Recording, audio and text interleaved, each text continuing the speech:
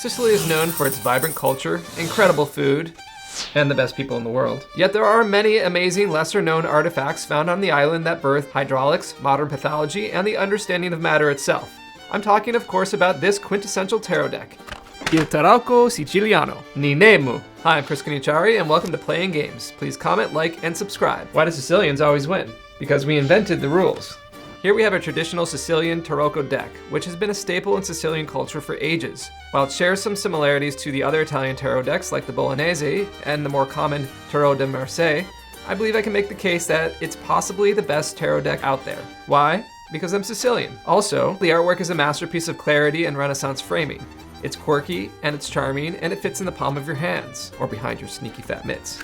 Printed versions of this deck date back to at least the 18th century, but there's documentation that tarot cards were produced in Sicily as far back as the game's origins themselves. Let's look at all the trumps from highest to lowest. You have Zeus, Atlas, the sun, the moon, the star, the tower, the ship, death, the hermit, the hangman, Fortuna, the chariot, love, justice, fortitude, temperance, Constance, the Emperor, the Empress, dudes playing the cards, and we have the Fool.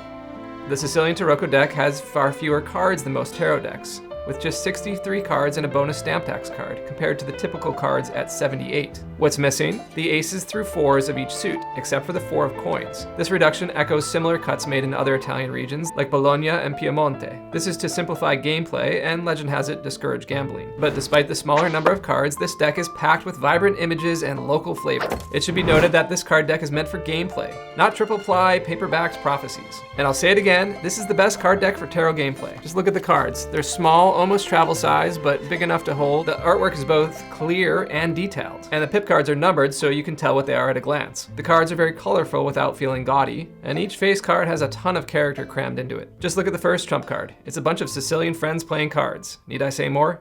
The Sicilian cards are 50 millimeters by 85 millimeters. The Bologneses are 51 millimeter by 105 millimeter, and the Rider-Waites are 70 millimeters by 120 millimeters. This deck features 4 suits: coins, denari, cups, coppe, swords, spade, and clubs, bastoni. It's a tarot deck, so we have 4 face cards in each of the 4 non-trump suits. Jacks or Janes, which are represented as women. Then we have a horse-riding knight, a queen, and a king.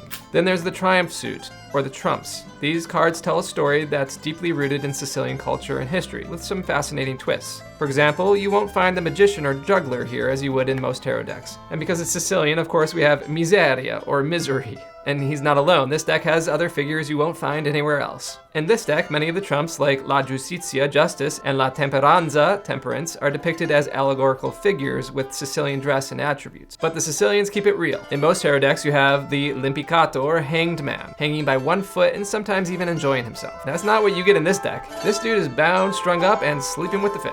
No doubt about it. I love the interpretation of the hermit here. Rather than carrying a post-Renaissance lamp like most versions, he has a much more ancient style oil lamp. Le Morte, death, is pretty badass on his ghostly white stallion. He's recently scythed 2 victims, and they aren't peasants, but rather a king and a pope. He comes for everyone, so stop wasting your time chasing fame and fortune and live the best life you can with the limited time you've got here. You'll notice something different on the Sicilian Tower card. It's not wrecked. Sicilians build them to last. I love the Fortuna card in this deck. It encapsulates the Wheel of Fortune perfectly. If you worship fortune, you could end up on top, or you could be ground finely under the weight of misfortune. The allegory of the moon card is just amazing. It's barely about the moon at all. This lady steals the show. Her expression is priceless. Whose man is this?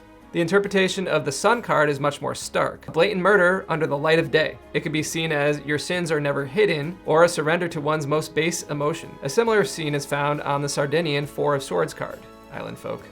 Atlante, or Atlas, this is a unique card not found in other tarot decks. Here we have Atlas doing what any good Sicilian Nona will tell you she's doing, carrying the weight of the world on her back. If you look closely, you'll see zodiac symbols circling the giant blue orb. The Greek mythology continues with the highest card in the trump suit. Zeus and his animal form, the eagle. For much of Sicily's classical history, it was a Greek state. In fact, the Temple of Zeus in Agrigento was the largest Doric temple ever constructed. There is no devil card in this deck. Instead, you have the ship, borrowed from the Florentine Minchiate deck. In fact, the Sicilian Tarot includes several elements from the Minchiate deck and the Portuguese decks, such as the star with the horseman and the Portuguese suit illustrations. Minchiate was an example example of a tarot deck that originated in Florence containing additional trumps related to astrology and virtues. The Portuguese deck was a deck so influential that it introduced playing cards to places as far away as Japan. Learn all about it right there. It's worth it. Both those decks are now extinct, leaving this deck as a last testament to a bygone age. Like the Tarocco Bolognese, the Sicilian deck wasn't just used for games, but it also found its way into divination practices. Unlike the more mystical connotations found in the French and English cartomancy traditions, Sicilian cartomancy kept things more grounded, often focusing on practical matters like family, health, and livelihood. Despite the decline in popularity of traditional card games, the Sicilian Tarocco has persisted, largely thanks to a dedicated community of players and enthusiasts who have kept the rules and stories alive.